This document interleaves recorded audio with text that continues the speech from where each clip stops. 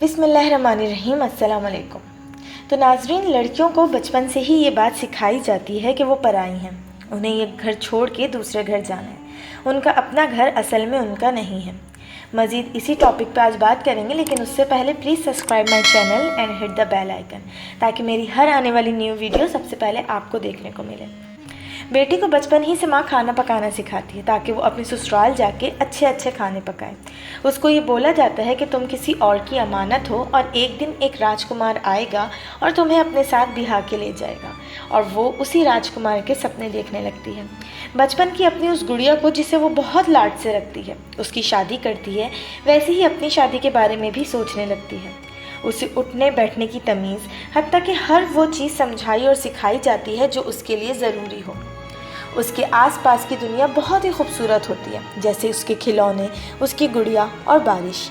लेकिन जैसे जैसे वो बड़ी होती जाती है, सब कुछ बदलने लगता है। ये दुनिया वैसी खूबसूरत तो है ही नहीं जैसी बचपन में लगती थी, बल्कि सिर्फ ये सुनने को मिलता है, दुपट्टा ठीक से ओढ़ो, इधर मत जाओ, उधर मत जाओ, ये ना करो, वो ना करो।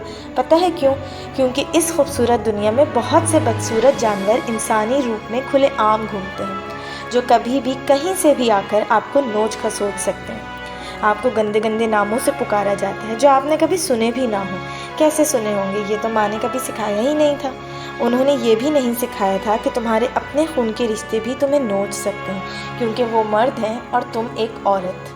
माँ ने ये भी नहीं बताया था कि वो जो राजकुमार तुम्हें लेने आएगा, ज़रूरी नहीं है वो राजा ही हो, वो भेड़िया भी हो सकता है। माँ ने खाना पकाना तो सिखाया, लेकिन वो ये तो बताना ही भूल गई कि तुम्हारे प्यारे प्यारे हाथों का खाना हमेशा सबको पसंद नहीं आएगा।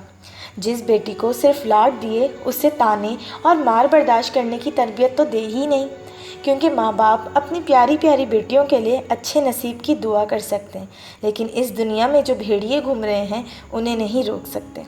स्कूल जाकर सर किस गंदी नज़र से देख सकते हैं, ये भी नहीं सिखाया।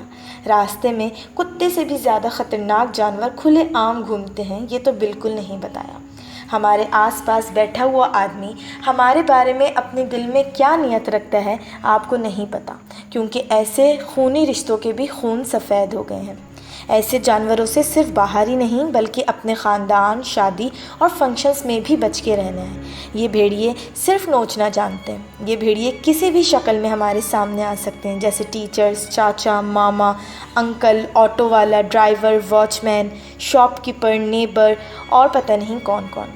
ये क्यों नहीं बताया था यार? क्यों अंधेरे में रखा इस ड्रोनी दुनिया की सच्चाई से? क्यों दिखाए झूठे ख्वाब? क्यों नहीं बताया कि एक मर्द, एक जानवर, एक भेड़िया कुछ भी गलत तुम्हें बोले, तुम्हारी इज्जत अपने अल्फाजों से उतार दे, गंदी गंदी बातें बोल के, लेकिन तुम इग्नोर करो, अवॉइड करो। क्यों? ताकि उसे और छूट मिले, वो आज़ाद होकर और ख़तरनाक होकर बेखौफ घूमता रहे, क्योंकि हम चुप होके अवॉइड करते हैं। तो ये बचपन में ही सिखाना चाहिए था ना कि बेटा, यहाँ ऐसे ऐसे मर्द हैं जो तुम्हें कदम कदम पे मिलेंगे, तुम्हें गंदे जुमले कसेंगे, उन्हें सिर्फ तुम्हारी इज्जत चाहिए होगी, क्योंकि उनके अंदर बहुत भूख है, उनका पेट और नीयत कभी नहीं भरती। हम ऐसे लोगों को बीच चौराहे पे उल्टा लटका के नंगा करके क्यों नहीं मारते? क्यों हम उनसे डरते हैं और वो हमसे नहीं डरते? सिर्फ इसलिए कि बेटा इग्नोर करो। क्यों इग्नोर करें?